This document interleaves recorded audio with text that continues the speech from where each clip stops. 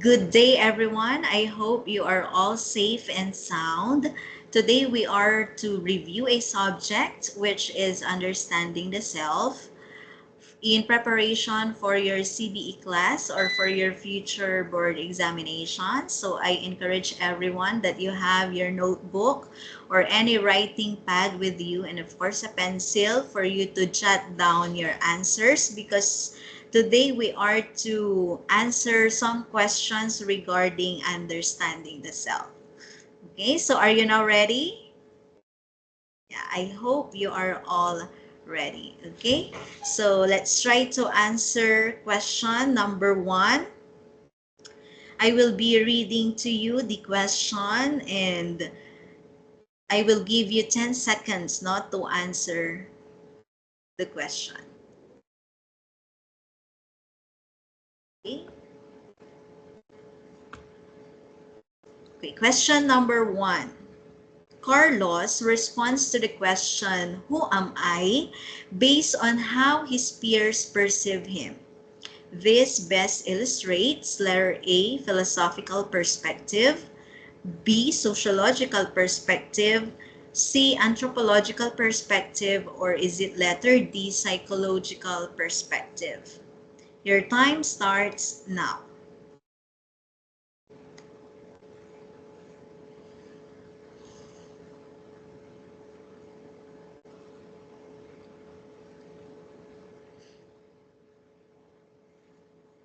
Okay, so time is up for this question. Carlos responds to the question, who am I, based on how his peers perceive him. The answer is letter B, sociological perspective. So bakit po sociological perspective ang sagot? Since it was derived, sociological perspective or sociology, no, derived from a Latin word socius, which means companion. Okay, so basically, dito sa ating question, ang pagsagot, no, ni Carlos sa question na who am I is not based on how he views himself, but on other people.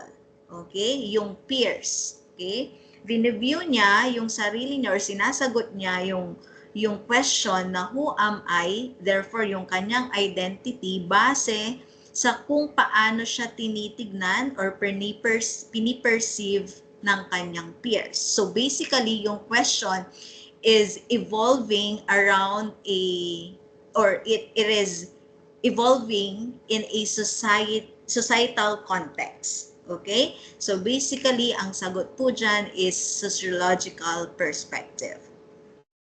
Philosophical perspective is definitely not the correct answer, because philosophical meaning, it came from two Greek words. Philo means love and Sophia means wisdom. So pag sinabi nating philosophical perspective, it examines the nature of knowledge, the nature of man, human existence, okay? Reason, ganon. Mga knowledge, yung mga yan. So yun yung mga keywords natin pagdating sa philosophical.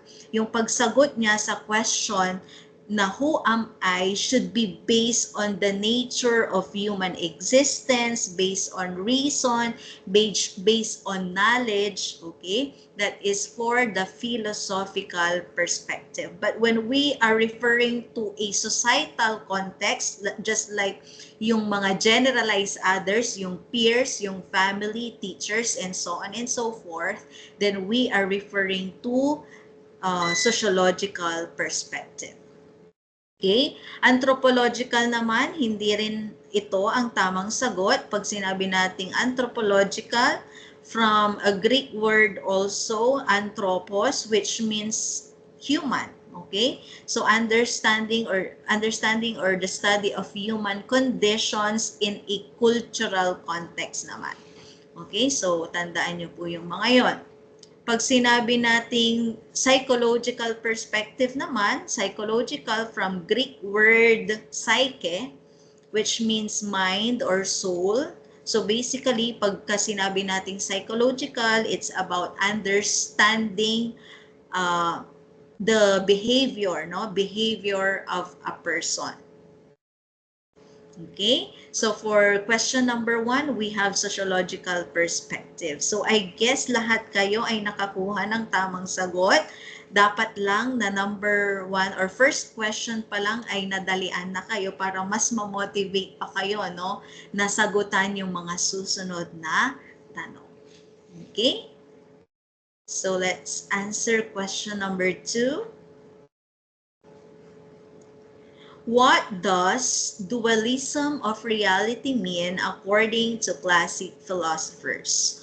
What does dualism of reality mean according to classic philosophers? Is it letter A, self comes from knowledge and experiences? B, self develops from social interactions and relationships?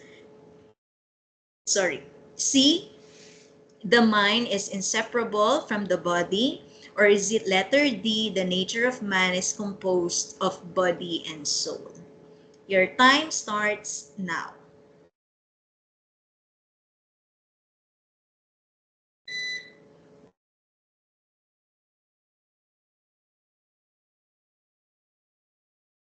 Okay, time is up. Okay, for this question naman, remember, no, pag sinabi nating dualism, okay, from the word itself, dual, so ibig sabihin dalawa. Okay, so yung mga classic philosophers, they believe in the dualism of reality. So for them, ano nga ba ang dualism of reality? So since it is dual, remember that dualism of reality pertains that the nature of man is composed of body and soul. So yung dalawa doon is the body and the soul. Whereas the body, it is the imperfect, no? It is unchanging. Whereas the soul is the perfect and unchangeable. So for this question, no, again, the dualism of reality, according to classic philosophers, they believe that the nature of man is composed of the body, which is imperfect, the changeable one, and the soul, the unchangeable and the perfect one.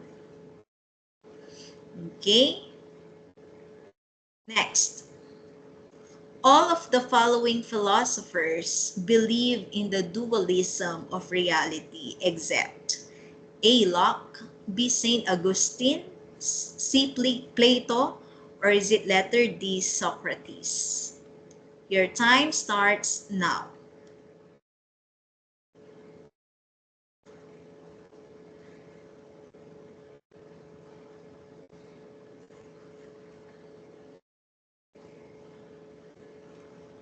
Okay, time is up.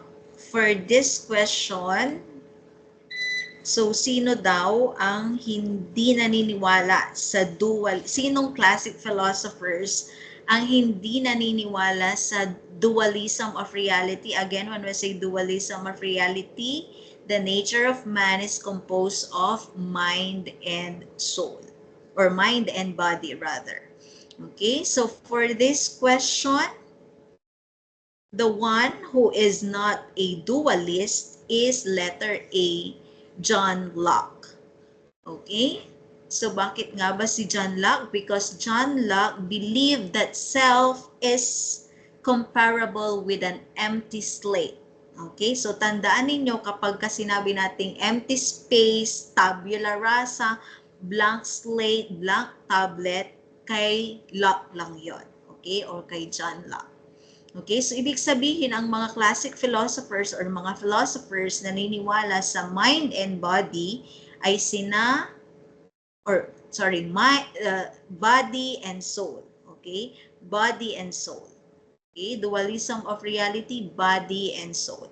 So, sino nga ba ang naniniwala sa dualism of reality? One is Socrates. Okay, Socrates was the first ever philosopher who believed in the nature of the self. So, ibig sabihin, kung meron man tayong dapat sisihin, kung bakit merong understanding the self, it should be Socrates. Okay, kaya nga siya famous, no, sa kanyang dictum na know thyself. Okay, so siya yung nagkaroon talaga ng curiosity, no? Curiosity para intindihin, magkaroon tayo ng knowledge about ourselves. Okay? So siya ay naniniwala that the nature of man is composed of two parts, the body and the soul. Okay? Of course, dahil si Plato ay ang kanyang estudyante, no? Si Plato din ay naniniwala sa dualism. Kaya lang, yung kay Plato, meron siyang tinatawag na tripartite soul. So the soul for him is composed of three parts, no? Na itatakal natin later on. Okay? For Saint Augustine naman, meron siyang paniniwala about dualism, pero ang tawag naman niya is the physical realm and the ideal realm. So, for Socrates and for Plato, ang dualism nila is the body and soul.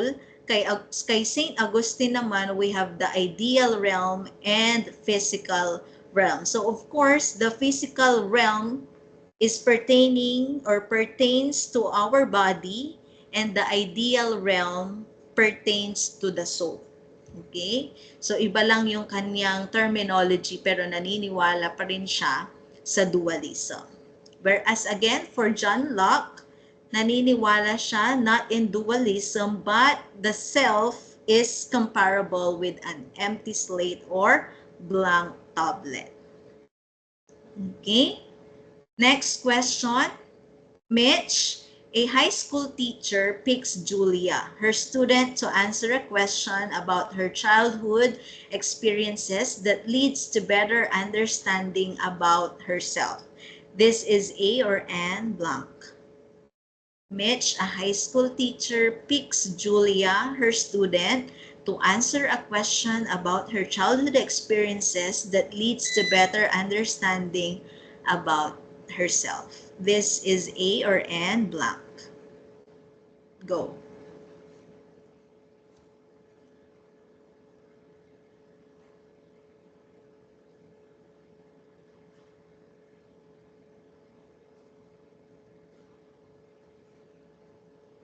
Okay? So for this question, ano kaya ang tamang sagot? So definitely, letter A is not the correct answer. Eme lang yang letter A. It's not a form of recitation kasi hindi naman yan objective type. No? For letter B, introspection, is it the correct answer? Introspection? No, it is not the correct answer, because when we talk about introspection, it is a psychological process wherein you seek to examine your own thoughts and mental processes. In layman's term, pag sinabi nating introspection, ito ay self-analysis. Okay, so basically, introspection ay hindi tumutugma doon sa question natin.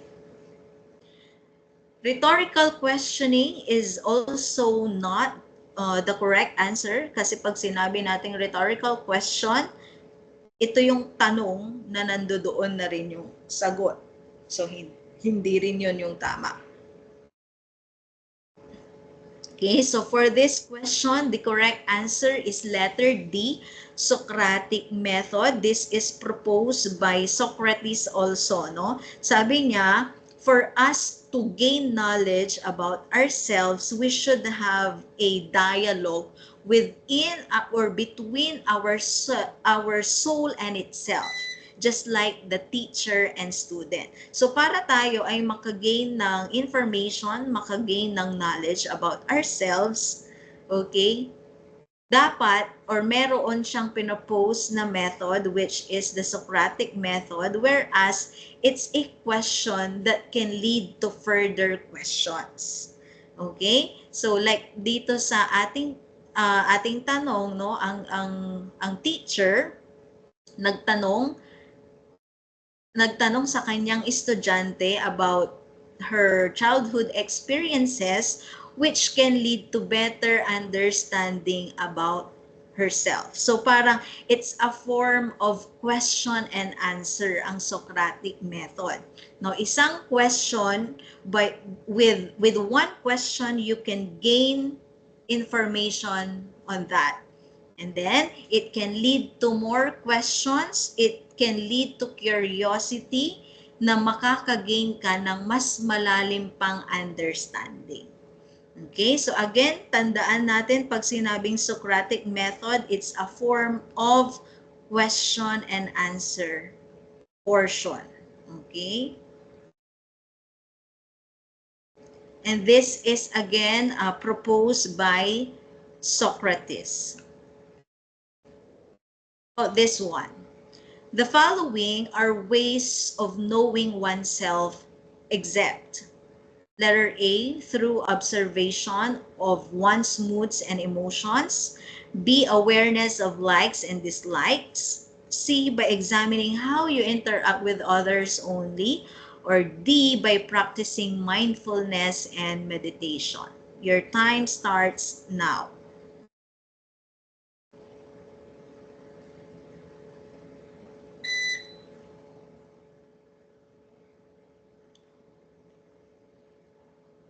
Okay, time is up. What is your answer? Sino na sa inyo ang nakakuha na ng 5 out of 5? Sana meron ng naka-perfect sa inyo. Okay, for this question, it's very easy, no? The following are ways of knowing oneself, except. So, ang hinahanap natin ay exemption.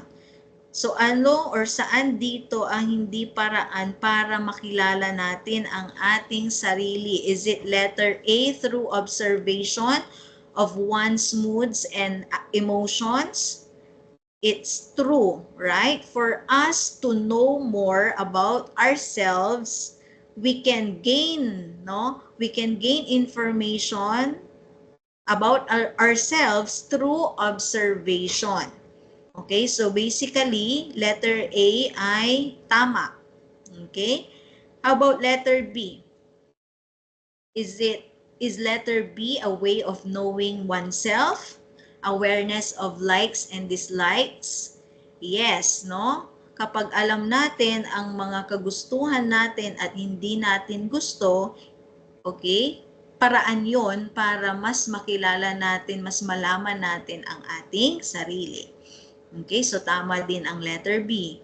How about letter C? By examining how you interact with others only? Or is it letter D? By practicing mindfulness and meditation? The correct answer for this one is letter C, by examining how you interact with others only. Bakit po? By practicing mindfulness and meditation. Okay, is it also a way of knowing oneself, yung letter D? Yes, no? By practicing mindfulness and meditation, no, nakaka-gain din tayo ng information about ourselves. Bakit? Kasi tayo ay, kumbaga, nai-encourage tayo to be present at the moment. Yun yung mindfulness, no? We can learn the things around us through meditation. Okay? Somehow, kapag ka nagme-meditate ka, nalalaman mo kung ano yung mga goals mo, ano pa yung mga plans mo sa buhay. Okay? Also, by doing mindfulness exercises, no? It encourages you to be present, no? Ang importante ay nakikita mo kung ano yung present, kung ano yung at the moment, okay, na nangyayari sa'yo. So, ibig sabihin, it's also one way of knowing oneself. Okay, so bakit letter C? By examining how you interact with others only. Ang sagot, no? Or yung exemption na hinahanap natin. Tignan nyo mabuti, no? Minsan, kapag hindi natin alam yung question, at hindi rin natin alam yung sagot, no? Nade-determine yung tamang sagot base sa paano na-construct yung choices. Okay? So kung mapapansin nyo sa letter C, magiging tama sana siya kapag walang word na only. Okay? By examining how you interact with others, kwanto common, okay na yon. It's also a way of knowing oneself. Pero since merong word na only, yun yung nagpamali sa kanya. So tignan yung mabuti, no? Kasi hindi lang naman by examining how you hindi lang naman yung interaction natin sa ibang tao ang paraan, no? Para malaman natin ang sarili natin or mas makilala natin ang sarili natin. So pagdating sa examination, kapag may mga choices na may only, no? Basically, yon yung tamang sagot.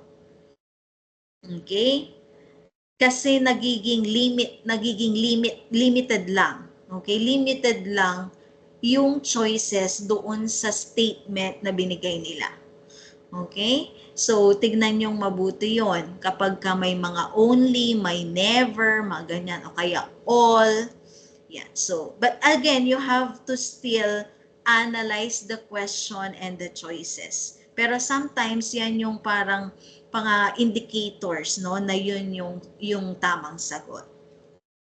Okay? So kahit na wala kayong knowledge about the question, you try to analyze the choices, doon yung malalaman ang hinahanap o yung tamang sagot.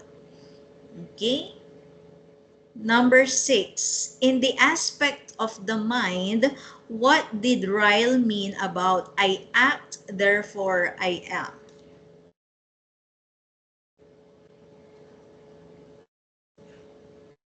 Okay, again, in the concept of the mind, what did Ryle mean about I act, therefore I am? Okay, your time starts now.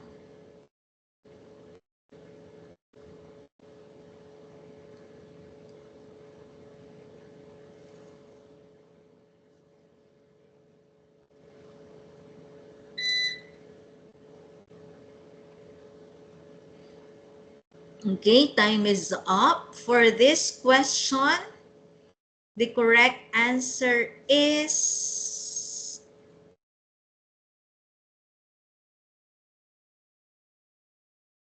letter B. The mind is expressed through behaviors. Tandahan ninyo si Gilbert Ryle, okay, ang paniniwala niya, I act, therefore I am, ang paniniwala niya is the behavior of a person. Okay? Ibig sabihin, para sa kanya, the kind of mind an individual possess depends on the actions or the behavior na pinapakita ng isang tao.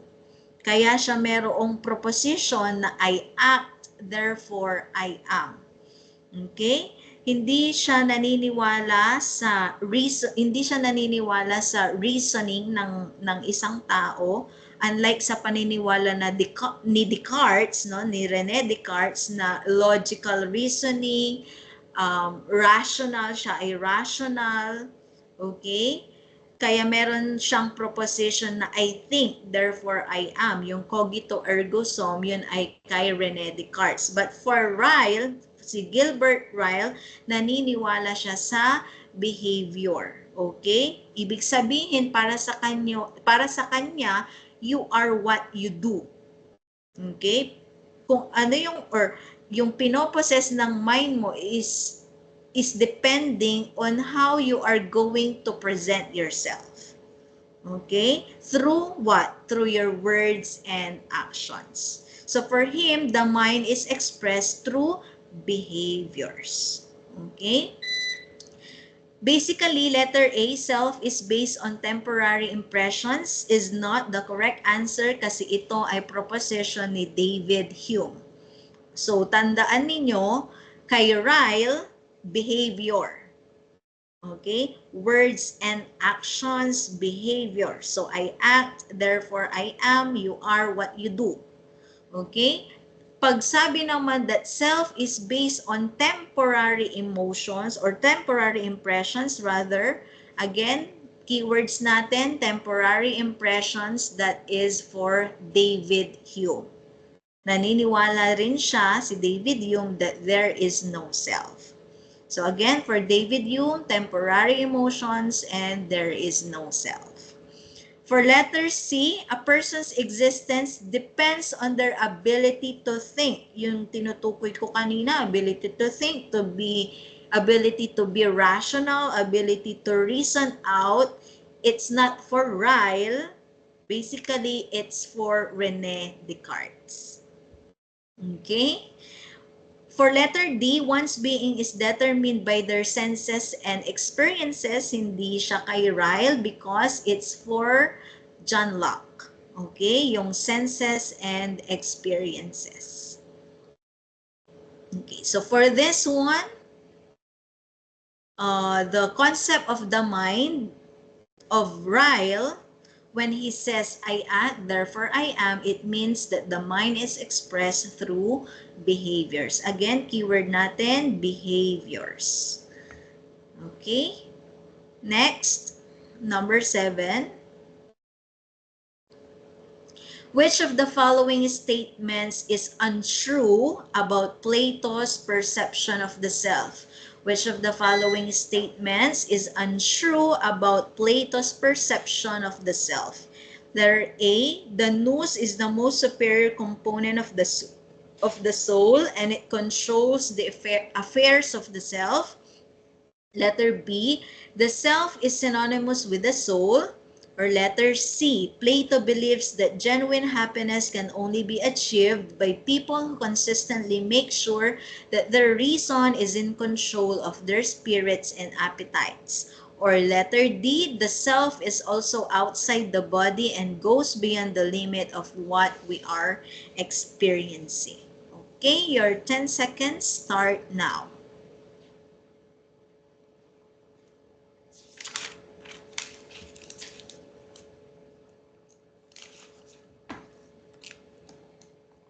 Okay, time is up. For this question, which of the following statements is untrue? So, ibig sabihin, ang hinahanap natin ay false. Kung ano yung hindi tamang statement. Okay, so for this question, the correct answer is letter D, the self is also outside the body and goes beyond the limit of what we are experiencing. Letter D is the correct answer because this one pertains to the theory or proposition of Immanuel Kant. Ang tinutukoy dito that the self is also outside the body, ibig sabihin outside the body, ibig sabihin transcendent.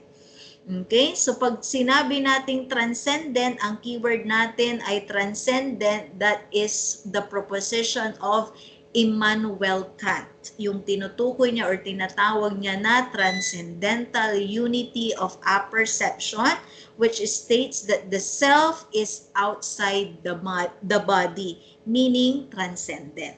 Okay? So bakit itong ABC ang tamang statements? Okay? Number 1, the nous is the most superior component of the soul as it controls the affairs of the self. The self is synonymous with the soul. Just like what I have said earlier, no? Si Plato ay naniniwala sa dualism of reality. Again, when we say dualism of reality, man is composed of two parts, which is the body and the soul. Sabi ko rin kanina, ang paniniwala ni Plato, kumbaga, meron siyang tinatawag na tripartite soul. The soul for Plato is composed of three parts. Again, for Plato, there are three components of the soul. Kaya siya tripartite kasi tatlo. One is the rational. Ang rational ay tinatawag din nating nous. N-O-U-S. Okay? So we have the rational, that's the soul or the mind rather, and the nous or the nous. The other one is the appetitive part. And then the other one is the spirited part. Okay, so again, the rational, it's the mind, it's the nous, the spirited part, and the appetitive part. Whereas the appetitive part, it pertains to the desires, no? Yung mga kinakailangan ng isang tao, mga basic needs, basic desires ng isang tao. Our desire to sleep, our desire to eat, the desire for security, our urge to have sex. Okay? That's for the appetitive part. For the spirited part naman, it pertains to our feelings. It pertains to our emotions, no? So the one that is the most powerful among the three is the rational part, no? It's the nous. It's the mind, no? So the mind or the nous is the most superior component of the soul because it controls the two, the spirited one and the appetitive one. Okay? So, tatandaan nyo po yung tripartite, no? Again, when we are pertaining to the emotions, feelings, how we are going to express our emotions towards other people, that pertains to the spirited part. Yung mga desires naman natin, yung mga pleasure natin, that pertains to the appetitive part. No? Ang pinaka-powerful sa lahat, the one who decides, the one who controls the other two components is the rational or the mind or the nous. Okay, so basically itong ABC ay characteristics, no, ng perception of the self ni Plato. Again, for letter D, this is the transcendental unity of apperception ni Immanuel Kant. Okay, number 8. John Locke described the self as tabula rasa, which is true about this proposition. John Locke described the self as tabula rasa, which is true about this proposition. Is it letter A, understanding the self is based on rational inquiry and real world experimentation? B, reason is the only source of knowledge of the self.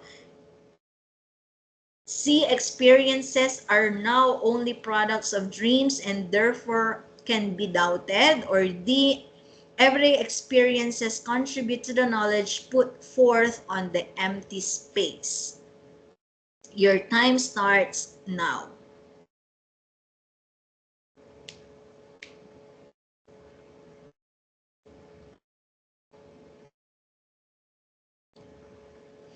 Okay, time is up. For this question, the correct answer is letter D.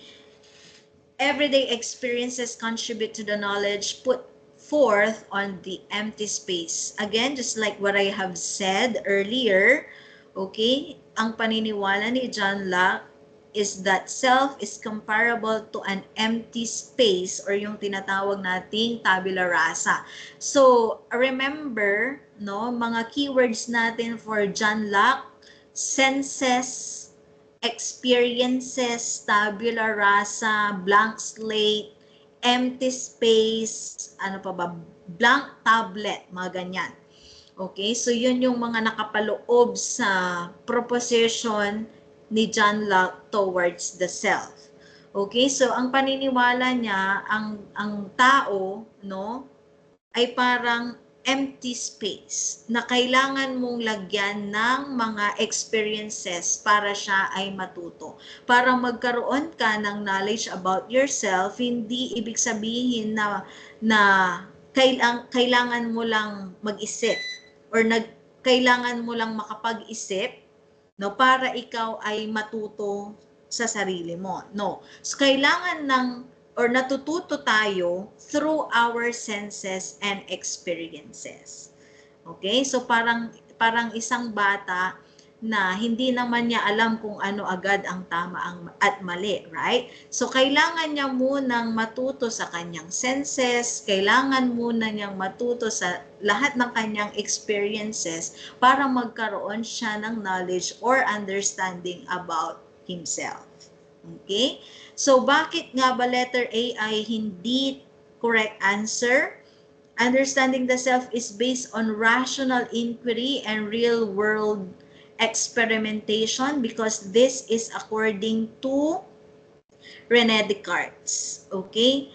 Tandaan nyo, again, pag sinabing René Descartes, reasoning, rational. Okay? Mayan. Reasoning, rational, thinking, doubts, mga ganyan. So, yan ay nakapaloob kay René Descartes. So, letter A, based on rational inquiry. Okay, so therefore, it is for René Descartes at hindi kay John Locke. For letter B, ayan, reason na naman. So, reason is the only source of knowledge of the self. This is also according to René Descartes. Experiences are now only products of dreams and therefore can be doubted. So, yung keyword natin sa letter C or yung, kumbaga, ano natin, keyword natin for letter C is doubted, no? Ito ay para pa rin kay René Descartes, no? Kasi meron din siyang proposition na parang lahat dapat ng nangyayari sa'yo should be doubted. Dapat magkaroon ka din ng curiosity about everything. So, sabi niya, as far as, or ano ba yan?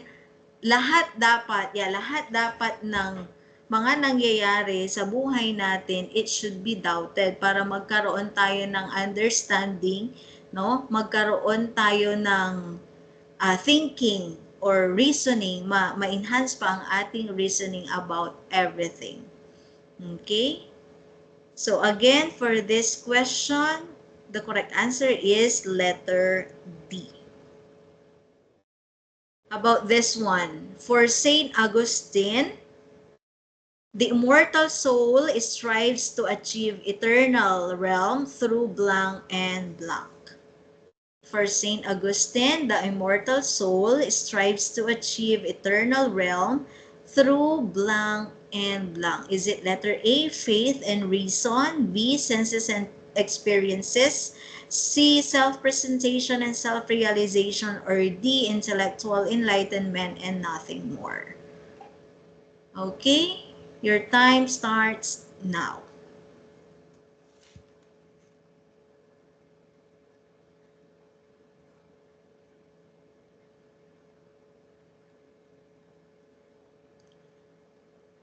Okay, time is up for this question. The correct answer is letter A, faith and reason. So again, for St. Augustine, naniniwala din siya sa dualism of reality na tinawag niyang physical realm. It's the body, and the ideal realm, which is the soul. Now, just like Plato, no, naniniwala sila that the self is an immortal soul. Okay? So for Saint Augustine, the immortal soul strives to achieve eternal realm through faith and reason. So that's one thing na pupwede nating tandaan na proposition ni Saint Augustine. We can achieve our eternal realm through faith and reason. Bakit faith and reason? Kasi binase niya ang kanyang philosophy dahil siya ay converted Christian. No? So anything na related sa kanyang proposition or sa kanyang philosophy is based on his Christian beliefs. Okay? So again, for him, we can achieve eternal realm through faith and reason. Senses and experiences, again, this is for Locke or John Locke. Self-presentation and self-realization, it's also for Saint Augustine, pero it doesn't strive to achieve eternal realm. Intellectual enlightenment belongs to Plato. Okay? Number 10. The philosophy on eliminative materialism revolves around the following except, again, the philosophy of eliminative materialism revolves around the following except. Letter A, all a person has is the brain, and so if the brain is gone, there is no self. B, the physical brain and not the imaginary brain gives people a sense of self. Letter C, the self is the brain. Or letter D, none of the above is not a part of the said philosophy. Your time starts now.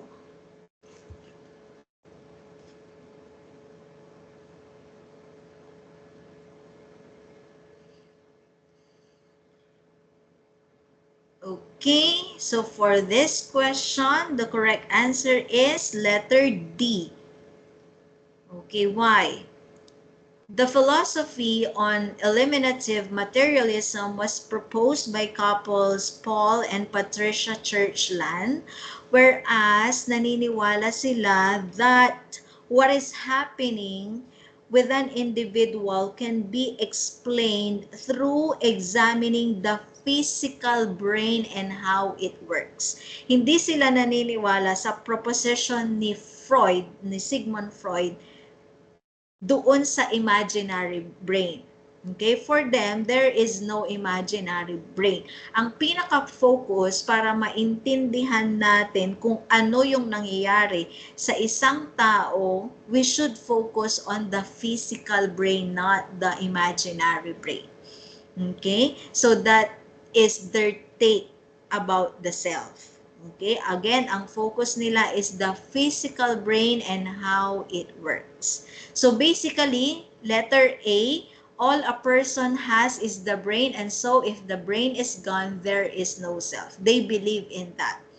Okay? Kasi nga, again, ang paniniwala nila is the physical brain. So kung wala na yung physical brain, if the brain is gone, therefore, there is no self. Naniniwala din sila that the physical brain and not the imaginary brain or imaginary mind gives people a sense of self. And for them also, in the idea or in the context of eliminative materialism, the self is the brain. Okay, again, keywords natin dito, physical brain. Okay, physical brain, not the not the imaginary mind is more important, no? What else? If the brain is gone, there is no self. Okay? They also believe in examining how the brain works. So basically, letter D is the correct answer because all of the above is or are part of the eliminative materialism. Okay, next. Number 11, Cherry is currently undergoing a therapy where she is encouraged to explore her unconscious thoughts and how it influences her behavior. This approach is most likely based on blank. Cherry is currently undergoing a therapy where she is encouraged to explore her unconscious thoughts and how it influences her behavior. This approach is most likely based on blank. Is it letter A, behaviorism, B, humanistic, C, cognitive, or letter D, psychoanalysis? Your time starts now.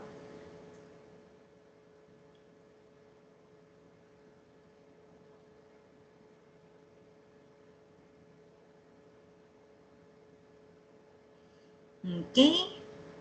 For this question, the correct answer is letter D, psychoanalysis.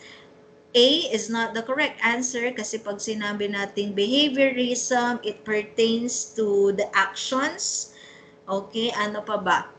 Pwedeng rewards and punishment, no? Yung theory ni B.F. Skinner. What else?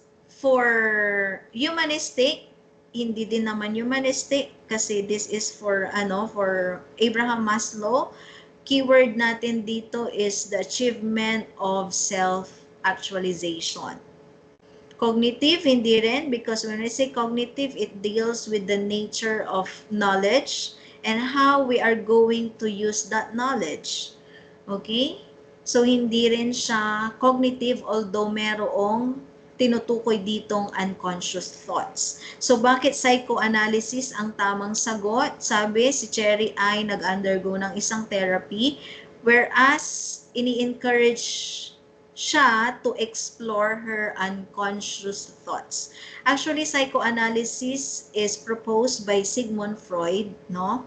Whereas doon sa psychoanalysis, ang dinideal dito is mga childhood trauma, kumbaga dinidig in yung unconscious level of our mind. Pag sinabi nating unconscious, anything that we are not aware of, no? Yung deep level. So andyan yung mga trauma natin, andyan yung mga traumatic experiences, mga childhood experiences, mga darkest, no? Darkest experiences that we have. No? So basically, pagka sinabi nating psychoanalysis, ang keyword natin dito is exploring the unconscious mind. Okay? So anything na merong in-explore, rather, ang unconscious part or unconscious thoughts natin, unconscious level of our brain pertains to psychoanalysis. Okay, next. When you were asked what TV show you used to watch during your childhood, the information rests in what level of the mind according to Freud? When you are asked what TV show you used to watch during your childhood, the information rests in what level of the mind according to Freud? A. Conscious, B. Preconscious, C. Unconscious, D. Id. Your time starts now.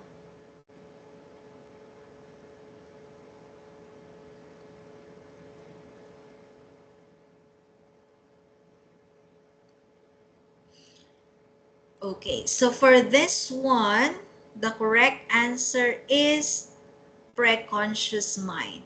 Remember, for Freud, meron tayong tinatawag na topographical model and structural model.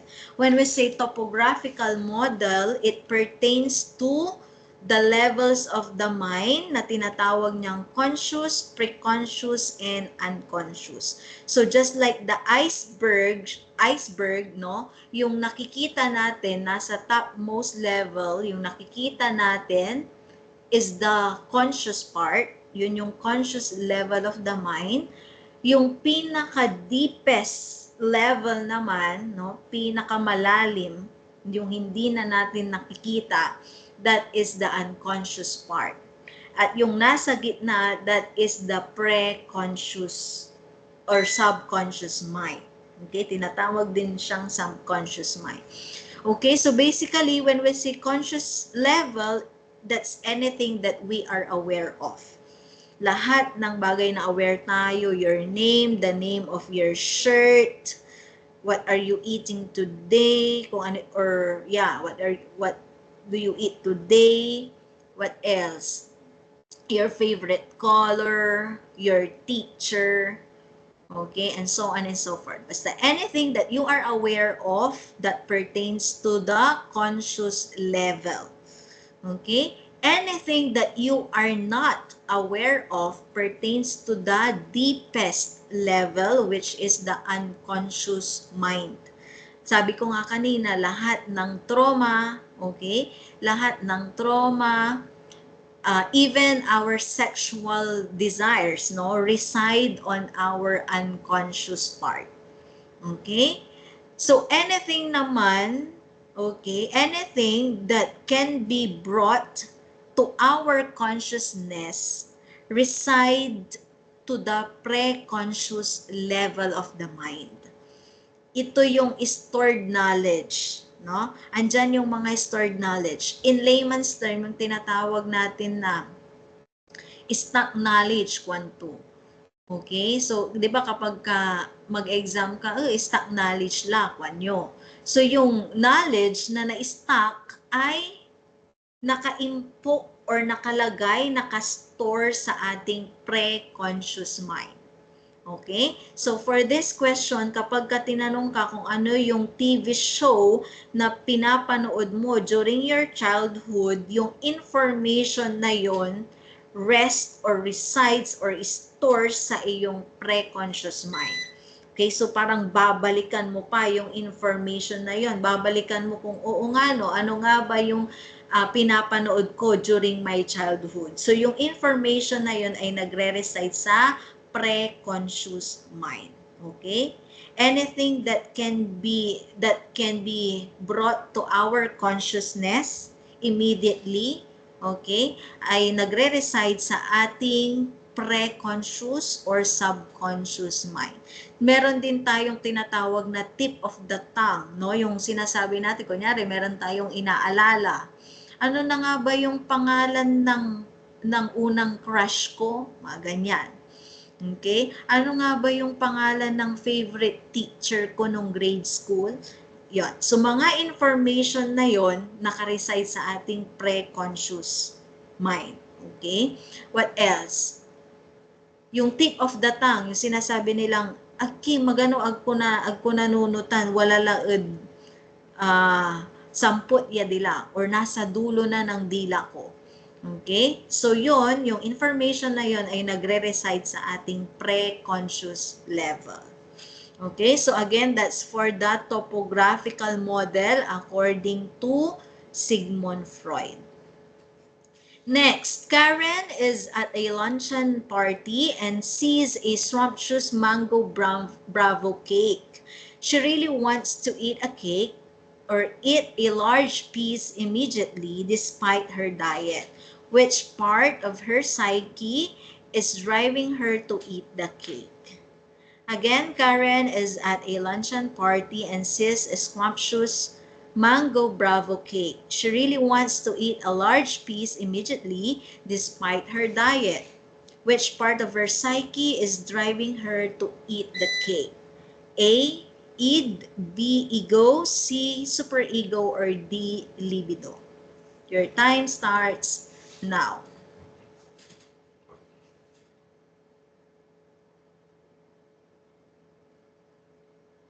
Okay, for this question, the answer is letter A, id. Okay, gaya nga ng sinabi ko kanina, meron ding tinatawag si Freud na structural model, no?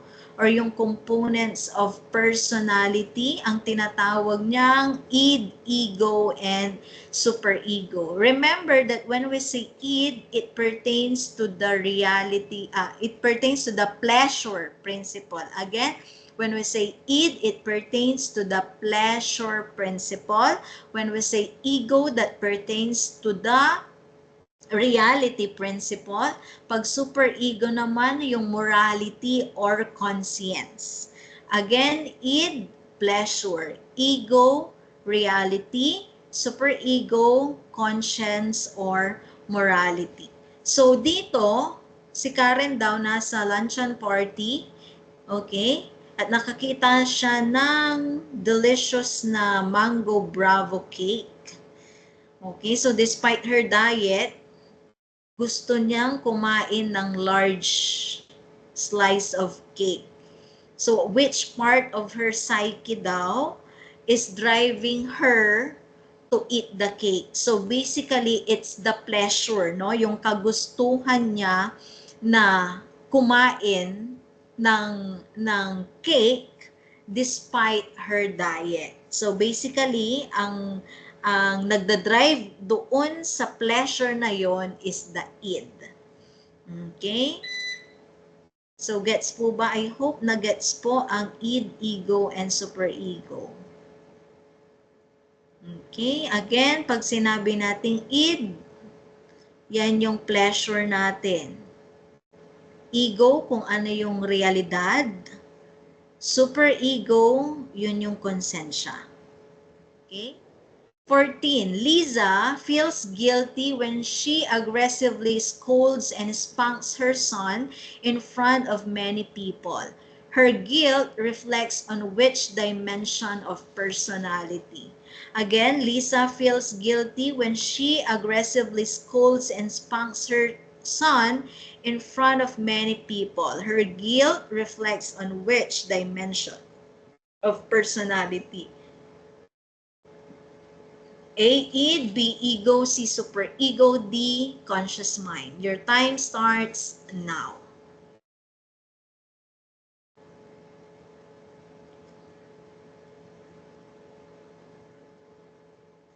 Okay? The correct answer is, of course, I hope nakuha nyo tong lahat, no?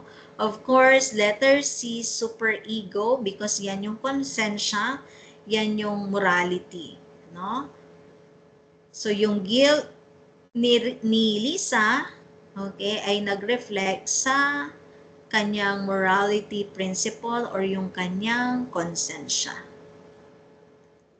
Next, during a heated argument, couples Pat and Vince feel an extreme urge to shout and express their anger towards each other. However, they restrain themselves knowing that it is inappropriate to act out aggressively in the situation. Which structural model of personality is guiding their decision to remain calm? Again, during a heated argument, couples Pat and Vince feel an urge or extreme urge to shout and express their anger toward each other. However, they restrain themselves, knowing that it is inappropriate to act out aggressively in the situation. Which structural model of personality is guiding their decision to remain calm? A, id, B, ego, C, superego, D, unconscious mind. 10 seconds start now.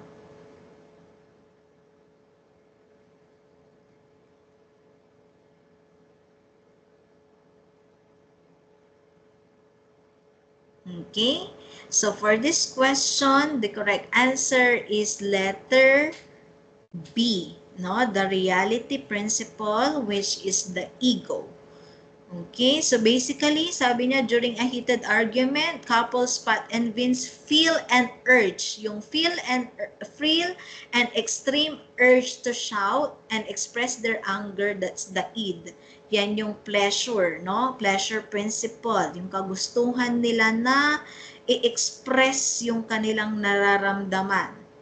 Okay, or mag-shout sa isa't isa, no? However, they restrain themselves knowing that it is inappropriate to act out aggressively in the situation. So, ibig sabihin, the one who guides the decision, no? The one who mediates, the id and the reality is the ego. Yung nagde-decide at nagbabalance, no, ng id and the external world, the reality one, and your superego, the conscience, is the ego. Again, the one who controls, the one who mediates the two is the ego. Kaya nga meron tayong tinatawag or sinasabi na nasasaktan ang ego ko kanyo because it's the one, no, siya yung nagde-decide, no? Siya yung nagmi-mediate, siya yung nagko-control ng dalawang component of personality. Okay? Next, determine the proper order of Freud's psychosocial or psychosexual theory of development. Phallic, genital, anal, latency, oral. Again, determine the proper order of Freud's psychosexual theory of development. Okay, your time starts now.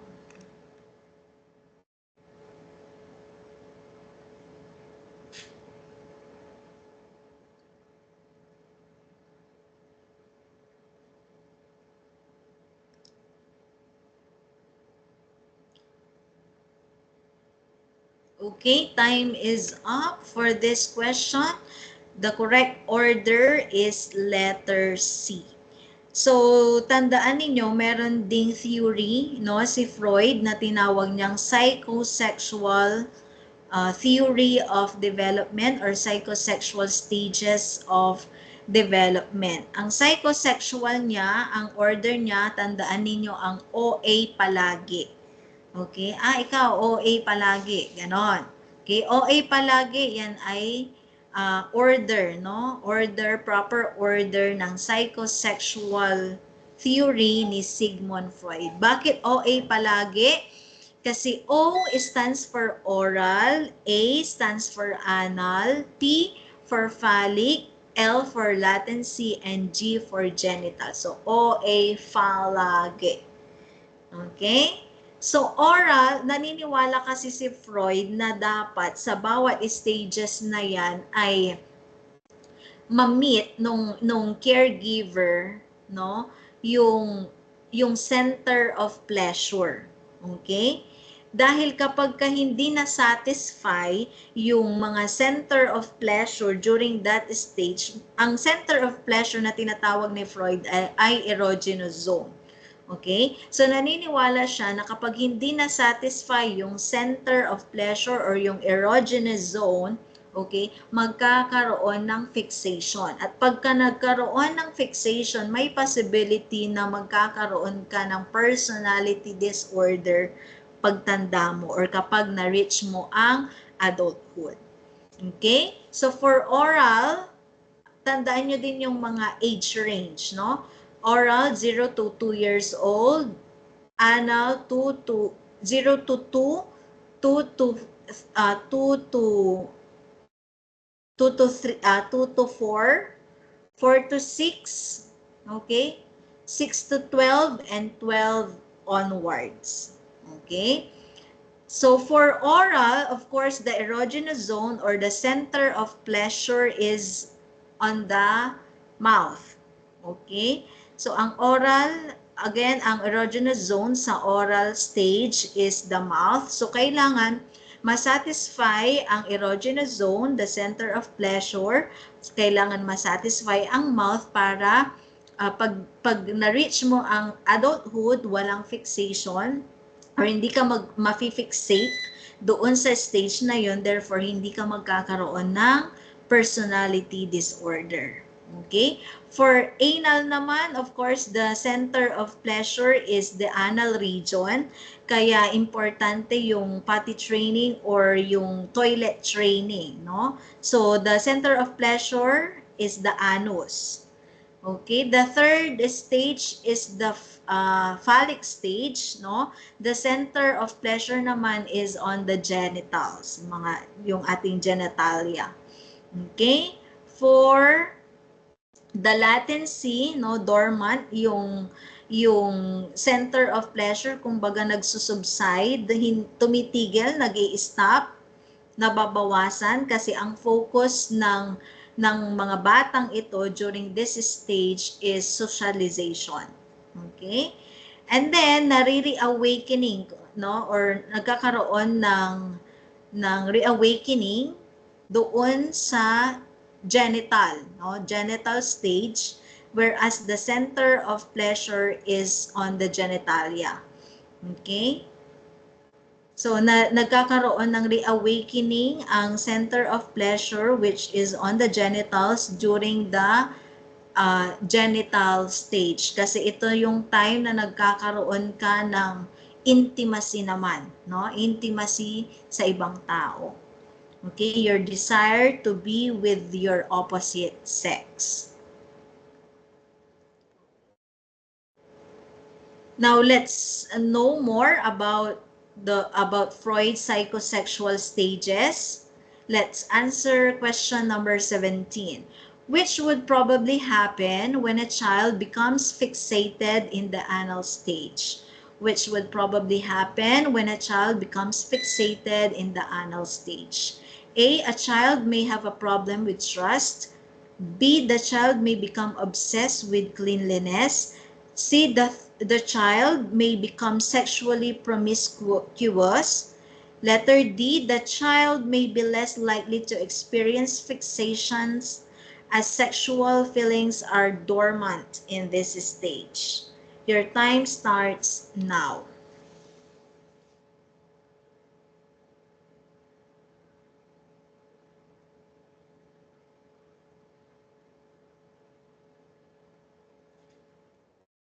Okay, for this question, the correct answer is letter B. If you are fixated with anal stage, the child may become obsessed with cleanliness. So it's either OC, no? O yung tinatawag nating obsessive compulsive, no?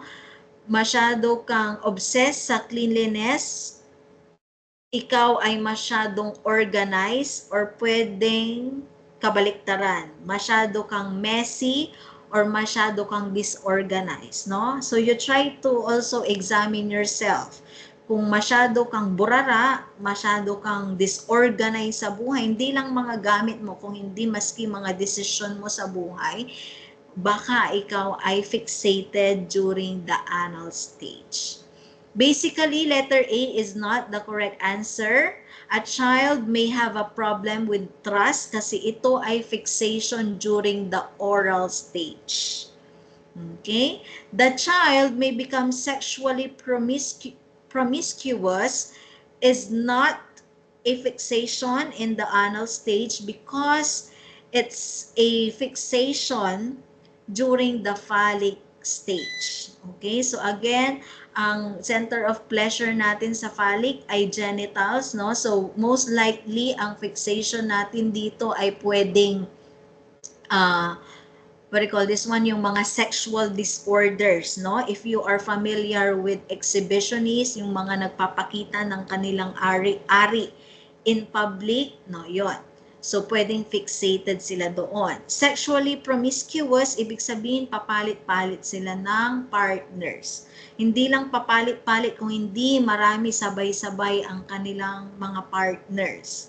Okay, so most likely kapag 'di ba, may isang tao na pinagsasabay-sabay niya ang mga partners niya, maaari na fixated siya during phallic stage. Okay?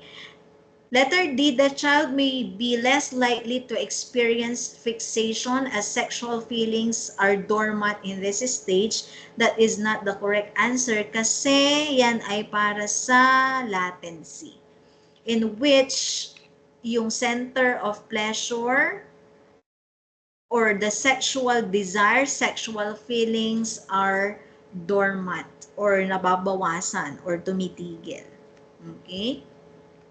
Next, George, a 5-year-old boy, is fond of playing his penis whenever he urinates. In what psychosexual stage can George be considered? Again, George, a 5-year-old boy, is fond of playing his penis whenever he urinates. In what psychosexual stage can George be considered? Your time starts now.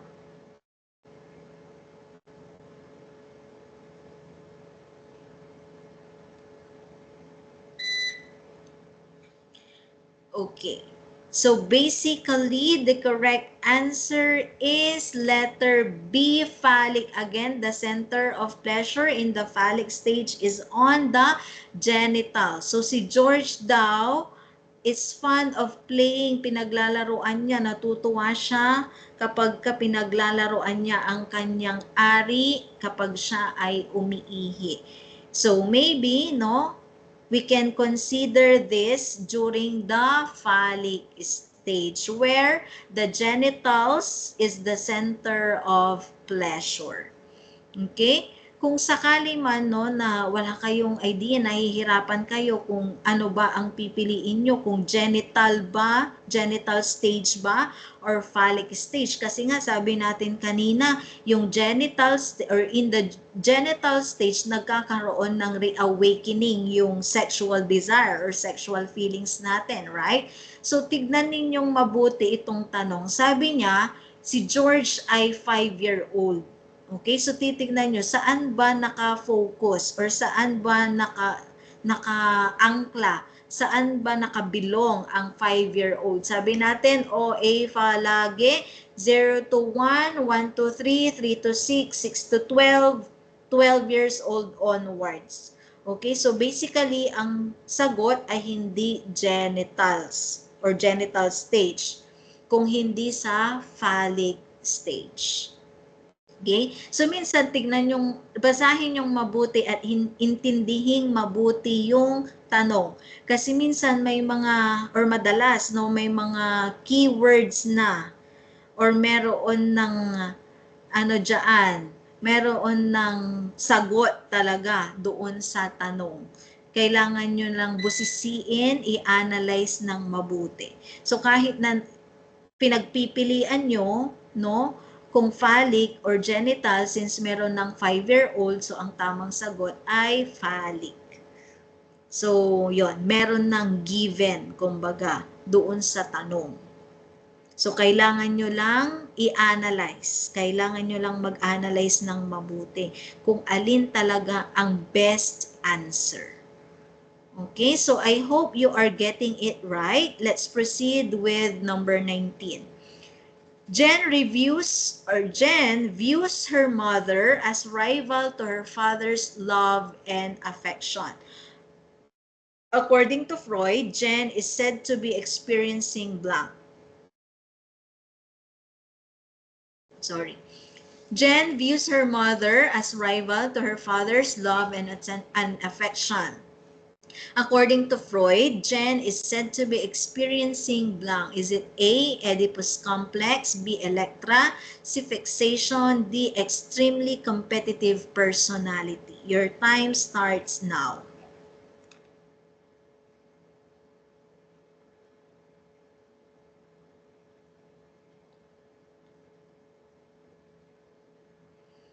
Okay, time is up. The correct answer is letter B, Electra complex. Okay, so Electra and extremely competitive personality, wala yan. Hindi rin fixation ang tamang sagot.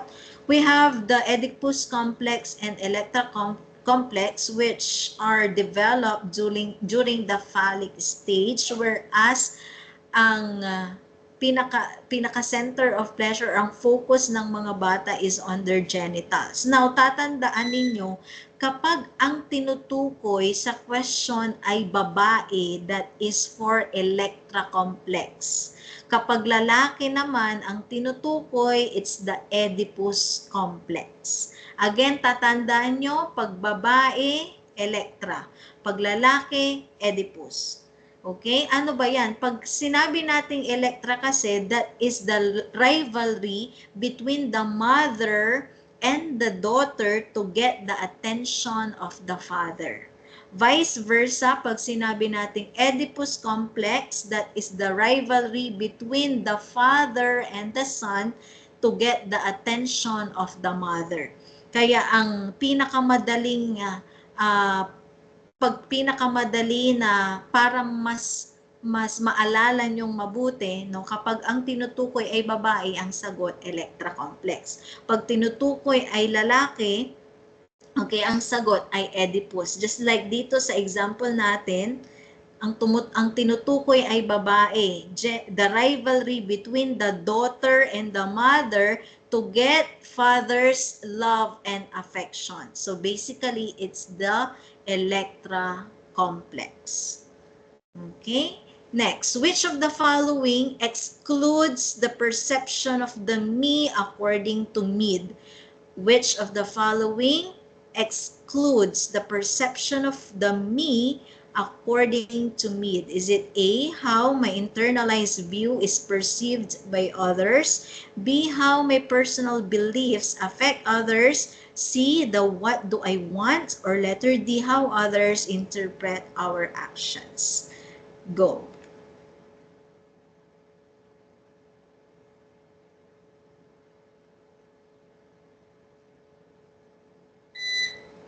Okay, time is up for this question. Which of the following excludes? So, ibig sabihin, which is not included in the group.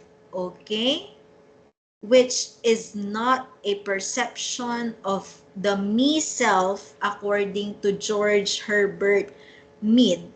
Basically, the correct answer is letter C, the what do I want. Okay, kung mapapansin ninyo, no, kahit na, again, kahit na hindi nyo alam, wala kayong idea doon sa tanong at sagot, i-analyze nyo lang yung sagot, makikita nyo na kung ano yung error or kung ano yung naiiba. Okay, so like for example, in our choices, sabi sa letter A, how my internalized view is perceived by others. How my personal beliefs affect others. Letter D, how others interpret our actions. So basically, tumutukoy siya sa ibang tao. Okay? So, kahit na wala kayong idea sa me, self ni Mead, mapapansin ninyo na yung A, B, and D, lahat ng mga paniniwala sa kanyang sarili is being perceived, is being interpreted, being affected by other people, no? So yun yung mga similar, okay? Similar choices. Ang naiiba sa kanila is letter C, yung ano yung gusto niya. The what do I want. Okay? So basically, yung letter A, letter B, and letter C, yan yung characteristics ng me self according to Mead. Okay? The letter C naman, the what do I want, pertains to the I self according to Mead. Kasi si Mead naniniwala siya sa I self and me self. Okay? I self, yun yung the real you. What is the real you? Okay? Yung mga pini-perceive mo sa sarili mo na hindi affected, no? Hindi naaapektuhan ang ibang tao. Okay? The what do you want? The true you, the authentic you, the real you, that is the I self according to Mead. But for the me self, yan yung social you. Yan yung mga pinapakita natin sa ibang tao. Okay? Let's say for example, no, kapag ka pinapunta ka or pagka pumunta ka sa bahay ng kaklase mo, tas gutom ka na, 'di ba? Minsan niyayaya ka ng mother, no, na kumain, halika anak, kain ka. Okay, ano ang karaniwang sasabihin ninyo? Ay, hindi po tita, okay lang po. Busog pa po ako, kwanyo ang gano'n na narasan kila. Okay? So the I self is the real you, yung gutom ka at gusto mo sanang kumain, no? But the me self, yun yung social you, kung ano yung pinakita mo sa iba. Okay? So that's the I and me self according to Mead.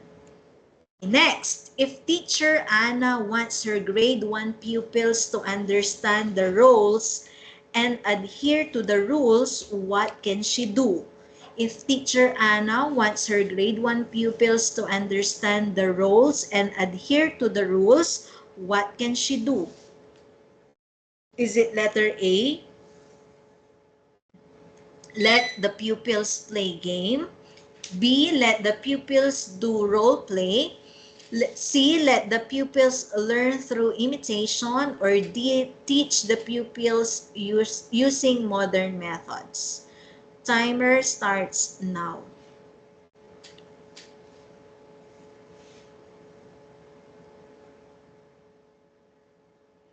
Okay, so for this question, the correct answer is letter A, let the pupils play game. Okay, so this is still in connection with Mead's theory, no? Yung social theory, meron siyang tinatawag na preparatory stage, meron ding play stage and game stage. So PPG, preparatory, play, and game.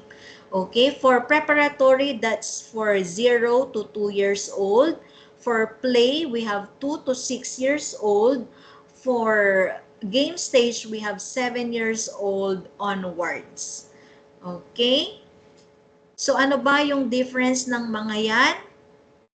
Okay? For letter C, no? For letter C, let the pupils learn through imitation that is in the preparatory stage. Okay? From 0 to 2 years old. Whereas, natututo ang isang bata uh, by observation or through imitation, no? Ginagaya nila, nagmimimik sila ng mga language, nagmimimik sila ng mga sounds, no?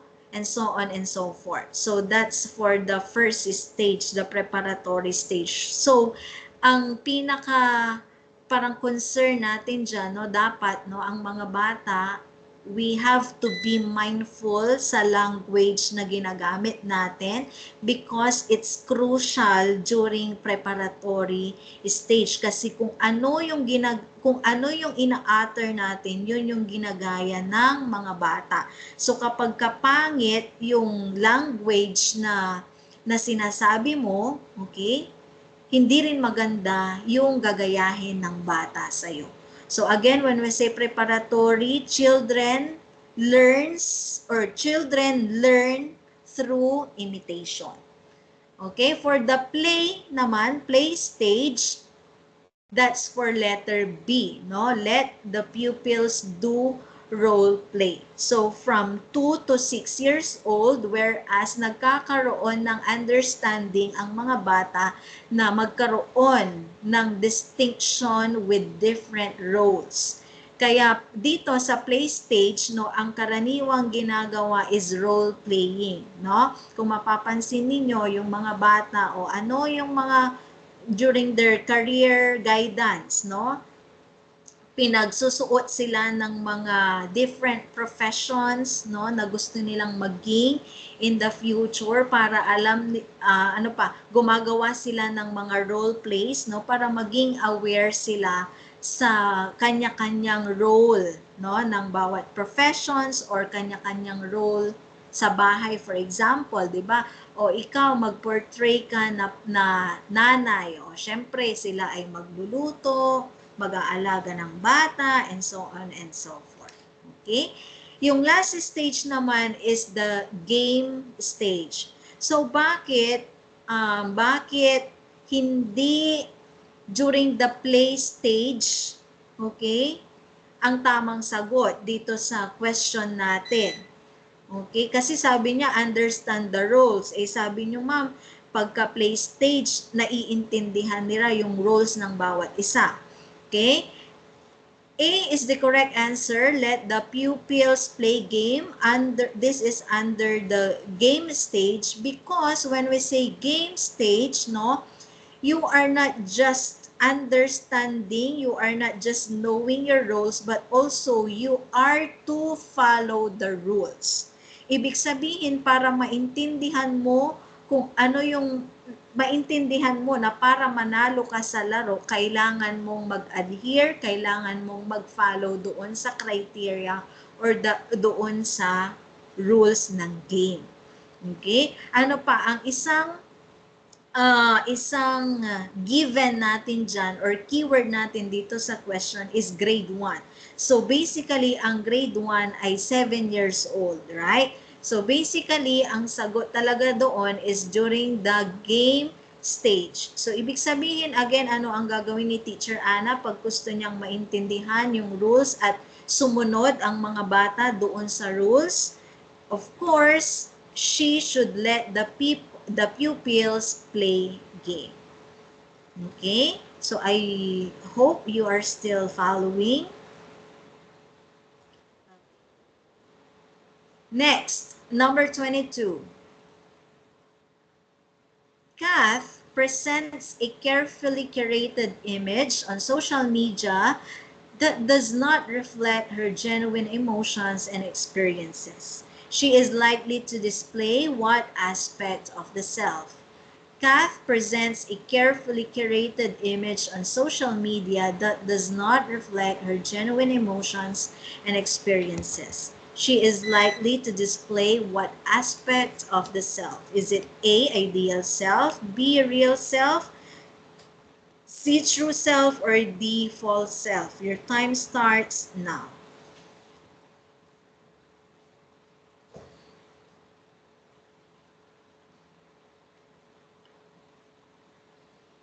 Okay, so for this question, what should be the answer? Remember, ideal self and real self are proposition of Karen Horney. Okay? Si Karen Horney and ang nag-propose na ideal at real self. The real self is the authentic you. Okay? The real self is the true self. Kung ano yung genuine sa'yo, kung sino ka talaga. That is the real self. Okay? The ideal self is who you want to be or what you want to become. Okay? So let's say for example, your real self is, of course, you are a teacher now, you are a student now, no? But your ideal self, the person who you want to become is for you to become a teacher. Okay? So the ideal self is your dreams and aspirations. But the real self is the actual self, it's the authentic you, it's the true self. That's according to Karen Horney. The true self naman and the false self were proposed by David Winnicott. So for this question, the correct answer is letter D, false self. Why? True self of David Winnicott is the real self. Kung ano lang din yung totoo sa'yo, kung ano lang din yung authentic na ikaw. Kung sino ka talaga, that is the true self. Okay? So, ibig sabihin, the same lang ang real self ni Karen Horney sa true self ni David Winnicott. Okay? Different lang ang kanilang terminology. Pero pareha sila na nagde-distinguish sa kung sino ka talaga. Okay? But for this question, the correct answer is false self. Why? Because sabi na dito, nagrepresent si Kath nang hindi naman yun talaga yung nagre-reflect sa kanyang emotions and experiences. Pero yun yung sinishare niya sa kanyang social media. So, most likely, ang dinidisplay niya na aspect ng kanyang personality is her false self. Okay? So, masama ba yan? Okay, depende, no? Itong false self, nadi-display natin ito para maprotektahan yung true self natin. Okay? The false self is developed to protect the vulnerable true self. Okay? Kaya hindi yan sa pagpapaka-plastic, no? Parang nagiging defense mechanism natin siya, parang siyang white lies natin na nagiging defense mechanism natin para maprotektahan, hindi masaktan yung totoong tayo. Okay? But again, you have to be careful with that kasi meron din tayong tinatawag na unhealthy false self, no? Nagiging unhealthy na siya kapag ka-extreme na yung behavior na pinapakita mo, kung puro na kasinungalingan, for example, no? Hindi na siya para maprotektahan yung inner self mo or yung true self mo, kung hindi nagiging habit mo na, no? Ang pagsisinungaling, nagiging habit mo na yung defense mechanism na yun or paggamit ng defense mechanism na yun. So we have to be really be careful, no? So again, for this question, presenting something that does not reflect who we really are is our false self. Okay? Number 23, John believes that his identity is defined by the way he interprets his life experiences and the underlying meanings he attaches to them. This perspective best illustrates A, behaviorism, B, humanistic, C, cognitive, D, psychoanalysis. Your time starts now.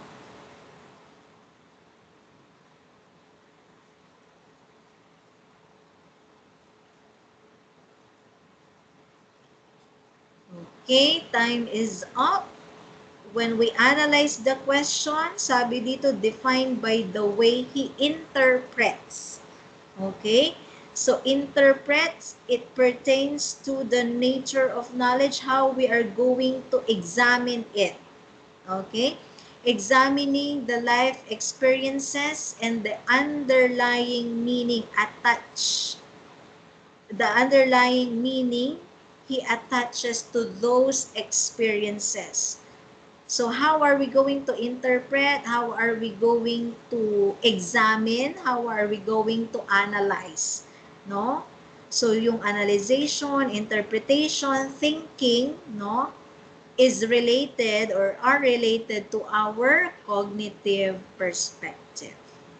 Okay, so C is the correct answer for number 23. Okay, next, Justin is presented with two boxes, each containing a half dozen of donut. One box has all strawberry Bavarian donuts, while the other box has a mix of different flavors. When his mother asks which box has more donuts, Justin confidently says they have the same amount. Which stage of cognitive development is Justin in? Again, Justin is presented with two boxes, each containing a half dozen of donut. One box has all strawberry Bavarian donuts, while the other box has a mix of different flavors. When his mother asks which box has more donuts, Justin confidently says they have the same amount. Which stage of cognitive development is Justin in? Is it letter A, sensory motor stage, B, pre-operational stage, C, concrete operational stage, or D, formal operational stage? Your time starts now.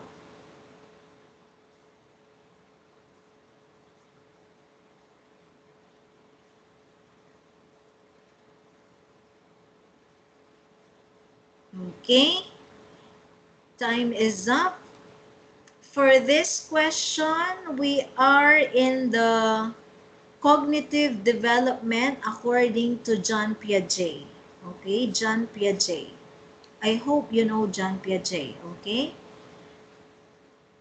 So, meron tayong tinatawag no, na stages of cognitive development which was proposed by John Piaget. We have the sensory motor stage, pre-operational, concrete operational, and the formal operational stage. So, tandaan nyo rin po yung mga age range ng mga yan. No? Sensory motor, from 0 to 2, pre-operational 2 to 7 years old, concrete operational 7 to 11 years old, formal operational 12 years old onwards.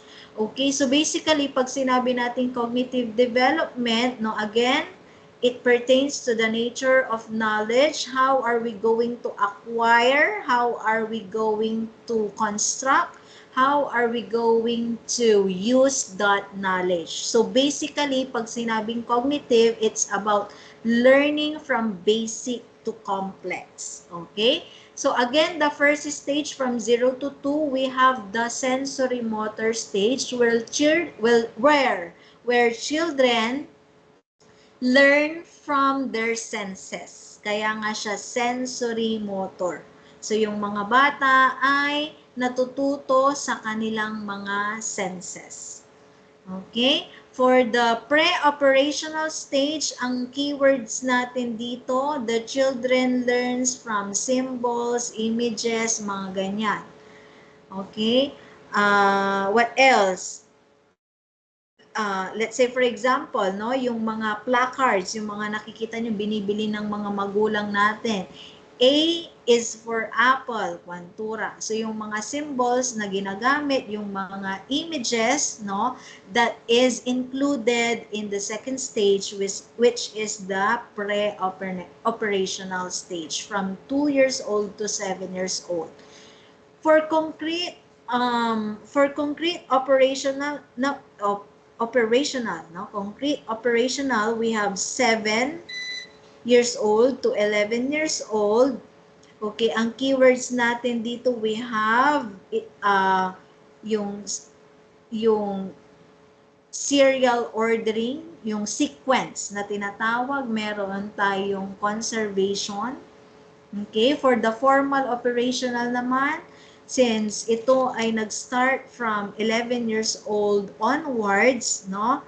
Abstract thinking naman. So again, pag sinabi nating cognitive from basic to complex, so yung letter A or the first stage, yung sensory motor, children learns from their senses up to the formal operational, whereas nagkakaroon na ng pagkatuto ang mga bata using abstract thinking or critical thinking.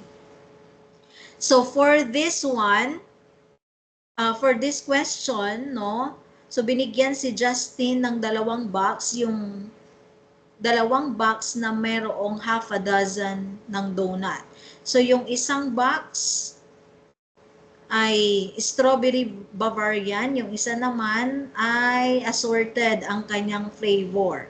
So nung tinanong siya ng nanay niya kung aling box ang pinakamarami, ang may pinakamarami, ang sabi niya ay the same lang yung amount kasi parehas naman silang half, no? Parehong half dozen ng donut. So kahit na yung isa ay assorted, yung isa ay iisa lang ang flavor, parehas pa rin sila na half a dozen ang laman. So saang stage yan nakapaloob? This question perfectly defines yung tinatawag nating conservation. No? At yung conservation is included in the concrete operational stage. Whereas na-determine mo kung na kahit na pagbalik-baliktarin mo, pagpalitin mo yung objects or something, okay, hindi nagbabago ang kanilang weight, hindi nagbabago ang kanilang sizes, and so on. Okay? So basically, this is under concrete operational stage. Next, Piaget suggests that during the final stage, individuals primarily demonstrate proficiency in the following areas, except A. Egocentric thought, B. Abstract thought, C. Hypothetical reasoning, or D. Metacognition. Your time starts now.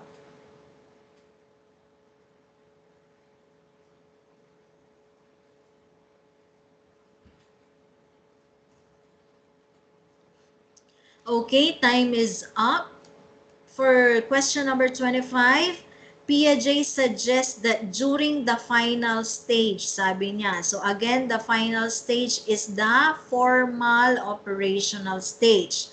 Individuals primarily demonstrate anong proficiency. Anong proficiency ang nakapaloob sa final stage ni Piaget, which is the formal operational. Okay? So ano yung hindi, no? Ano yung hindi included, no? Sa final stage or formal operational stage ni Piaget. Is it the egocentric thought, the abstract thought, hypothetical reasoning, or metacognition? So letters B, C, and D are all part, no? Are all proficiency under the formal operational stage, no? So in this stage, nakakaroon ng pagkatuto ang isang bata using abstract thinking, using hypothetical reasoning, and metacognition. So the exemption to the question is letter A, egocentric thought, no? Ang egocentric thought ay nakapaloob or included in the second stage, which is the pre-operational stage. Next, Mark is playing with his toy car. When his older brother covers the car with a blanket, Mark believes that the car no longer exists. Which stage in cognitive development is Mark likely in? Mark is playing with his toy car. When his older brother covers the car with a blanket, Mark believes that the car no longer exists. Which stage in cognitive development is Mark likely in? A. Sensory motor, B. Pre-operational, C. Concrete operational, or is it letter D. Formal operational? Your time starts now.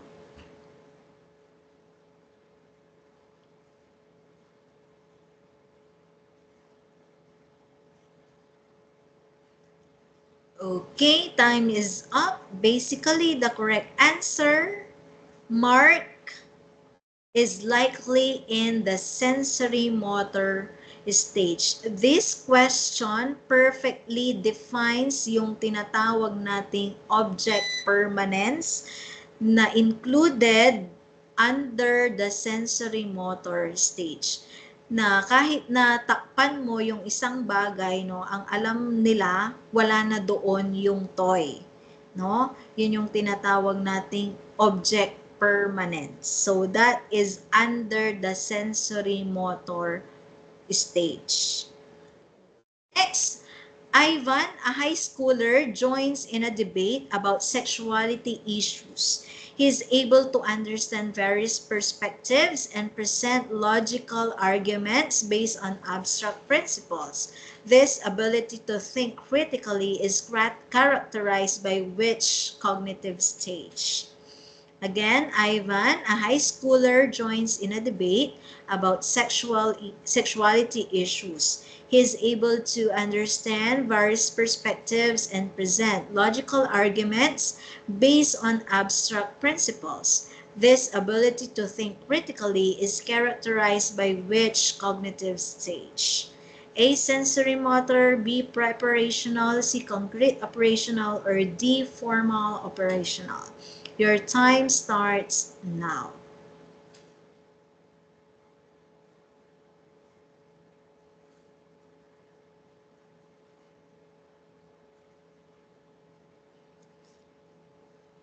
Okay, time is up for this question.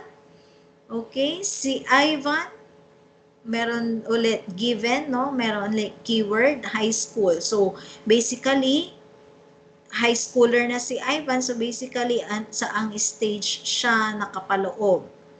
Okay, so basically, nasa formal operational stage na siya. Ano pa yung keywords natin dito sa question? He is able to understand various perspective using logical arguments, abstract principles, and ability to think critically.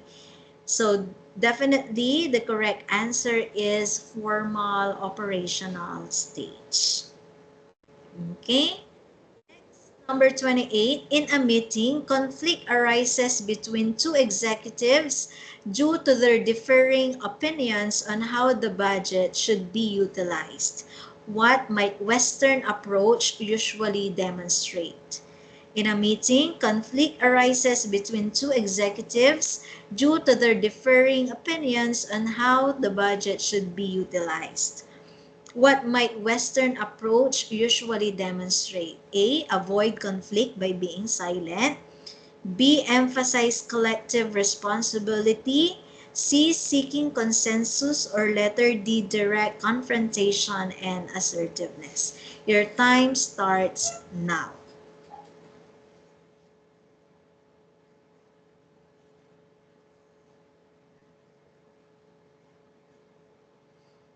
Okay, time is up.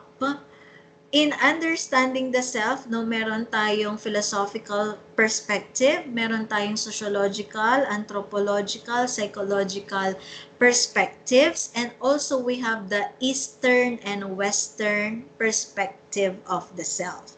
Ang tatandaan lang natin, no, keyword natin pag sinabing Western thought, Western approach, or Western perspective, they believe in individualism. Okay? Individualism or rationalism. Okay? So, ibig sabihin, the focus is on themselves. ang focus is on logical thinking. Kaya nga sila rational, no? Logical, reasoning, okay? Critical thinking. Again, the focus is on the individual. Kabaliktaran naman yon ng Eastern philosophy. Okay? So basically, dito sa ating question, sa isang meeting daw, yung dalawang executives ay nagkakaroon ng conflict because they have different views on how to use the budget. So ano kaya ang gagawin or most likely or usually gagawin ng Western approach, no? Or ano yung demonstration ng Western approach using this example or using the question? Is it letter A, avoid conflict by being silent, B, emphasize collective responsibility, seeking consensus, or D, direct confrontation and assertiveness? Again, sabi natin, what they believe is on the rational view, no?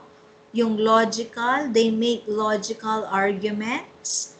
They believe in individualism. So definitely, ang nagde-demonstrate sa Western approach is letter D.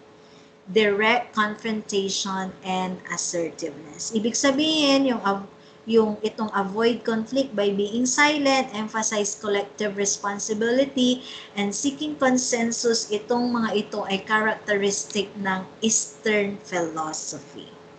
Okay? Next, what might Alice and Easterner most likely do in resolving disputes? What might Alice and Easterner most likely do in resolving disputes? Is it letter A, ask formal contracts, letter B, orient individual responsibility, C, make analytical judgment, or D, conducts peace talk? Okay, your time starts now.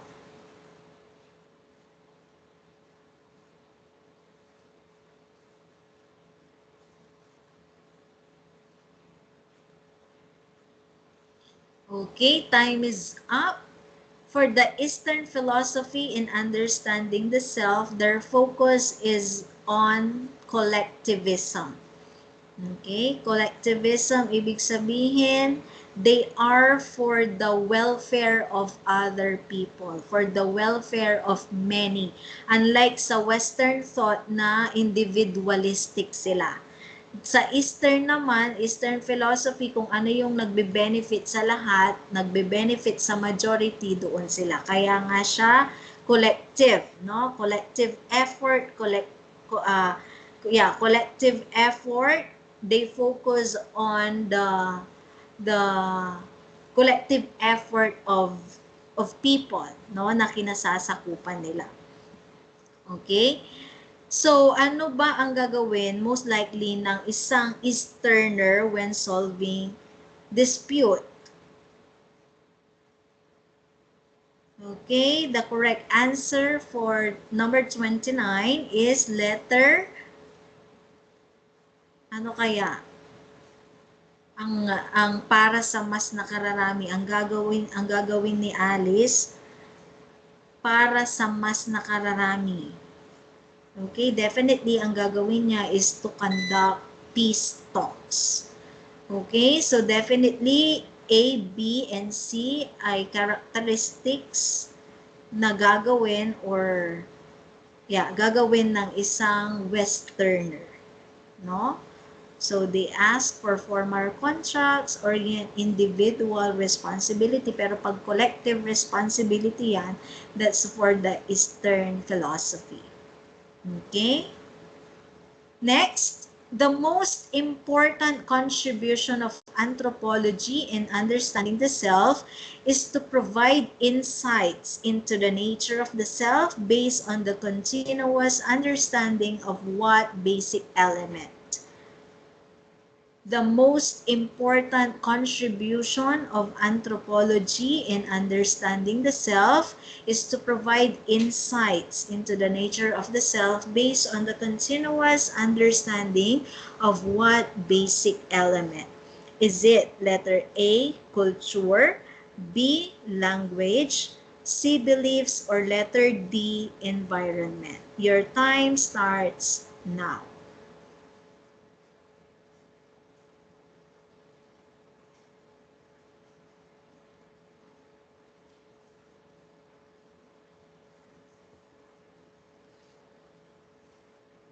Okay, time is up. So for this question, the most important contribution of anthropology in understanding the self is to provide insights into the nature of the self based on the continuous understanding of culture. Okay, so anthropology emphasize how culture shapes the individual. Gaya nga ng sinabi natin kanina, no? When we say anthropology, it's about understanding or knowing the human conditions of the past and of the present, no?